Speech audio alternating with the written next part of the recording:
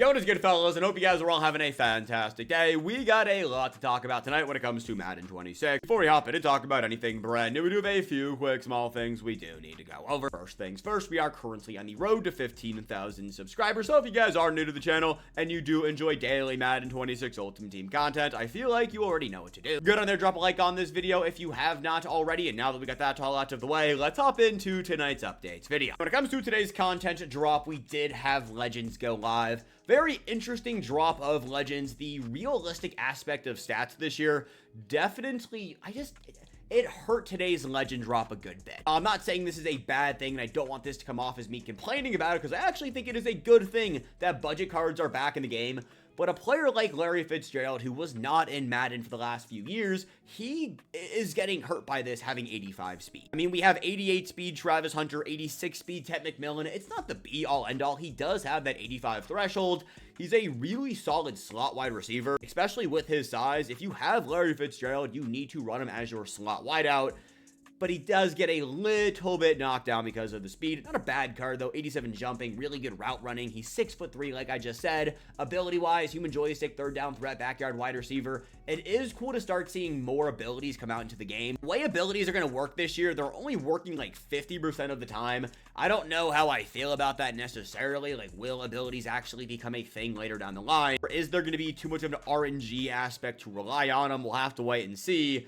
But Larry Fitzgerald, interesting Legend card. Ed Reed, on the other hand, he's solid. I don't like the 84 hit power. That is not realistic. And he's also 5'11". I would rather have Javon Holland. We're also going to have a free Minkah Fitzpatrick this week with MCS. We'll talk more about that Minkah card when we actually have news from EA regarding it. For those who don't know, the first in real life MCS event will be happening this week, September 10th at 6 p.m. Eastern time. There's going to be some game time field pass XP as well as whatever player EA decides to officially announce. According to Mutt Leaks, it is going to be a Minkah Fitzpatrick. Card's going to be an 89 overall, but EA hasn't officially said anything, so I'm not going to go too crazy in on that right now.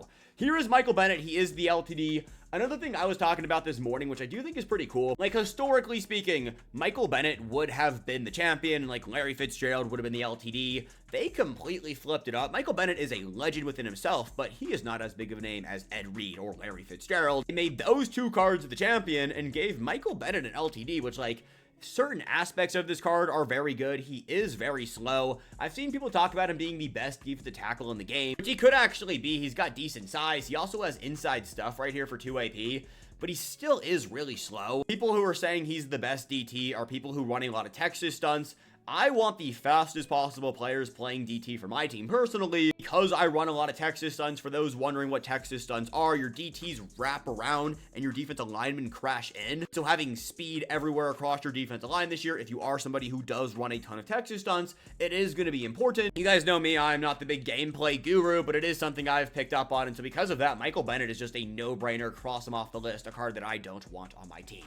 When it comes to packs today, I mean, we did get a revamped mystery pack. It's basically the same thing we've been having, except they changed the description, so we have no idea what's actually in these. Which, like, yeah, that it definitely is a little bit annoying. I'm hearing red zone packs are actually in these things. If you do pull a red zone pack, you're gonna make bank. But, yeah, the days of mystery packs being guaranteed profit, I mean, I really haven't opened them up too much, so I don't want to say this right now, but when they costed 125 training, these things were almost guaranteed profit. If you open them up in volume, you were making profit pretty much every single time, I guess, up until this morning. Now, like, they're still pretty solid. They're not as bad as they were in Madden 25, which I do think is pretty cool, but they're definitely not as good as they were earlier in the week. That's just because they cost a little bit more, and the market hasn't fully adjusted quite yet. The market will adjust, and we'll talk more about that here in a few. I do want to say, we have these step-up training packs here. They refresh every single week. There's 2 tiers. There's one before the core fantasy pack. These things are really good value. If you have the training on your account, would recommend you guys open those up. I would also recommend you guys go and buy the training so you have training on your account to go open those things up every single week. It's one of those hidden things in the store that can actually guarantee you profit every time you rip them open.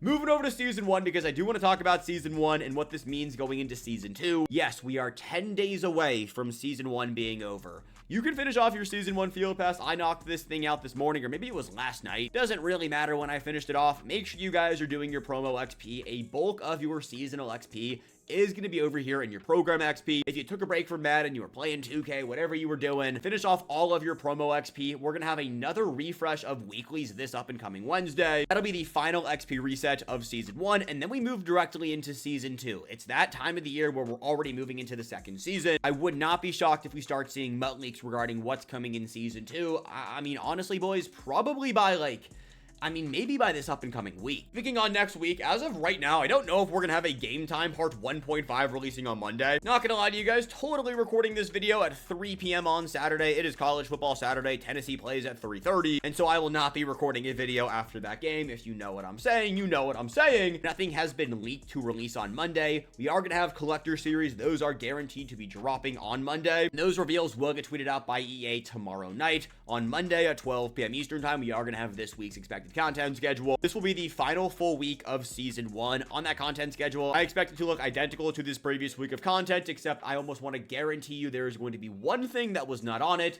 and that is going to be Reduxs. 86 overall limited times will be going back in packs as Reduxs.